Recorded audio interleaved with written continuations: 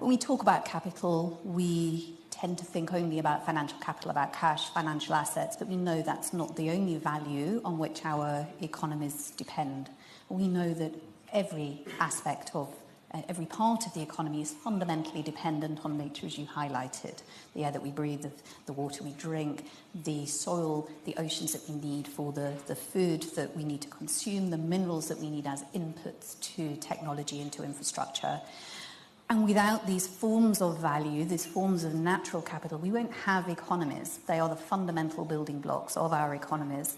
But the ways, as you said, the ways in which we have grown our economies, our models of economic development, have been incredibly successful for global prosperity. But the unintended consequences of current models of growth are simply not sustainable on a finite planet.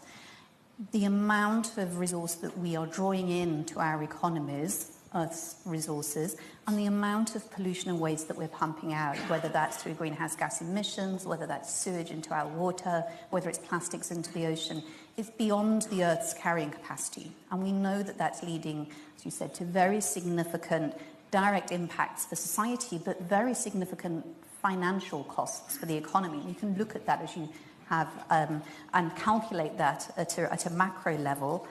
But the way that that's showing up as we're breaching these boundaries and breaching these limits and undermining nature is showing up in very practical ways that are showing up for financial risk for institutions.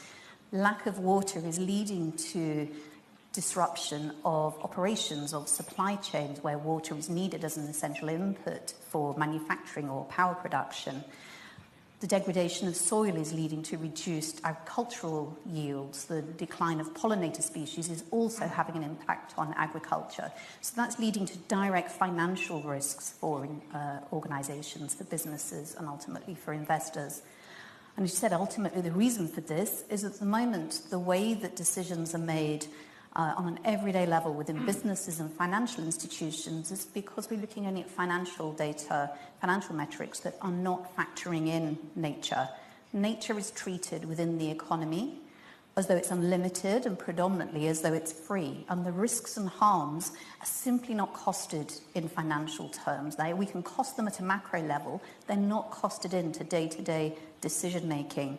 And the result is, as a consequence, we've put all of our economies at fundamental risk. We can't do business on a dead planet.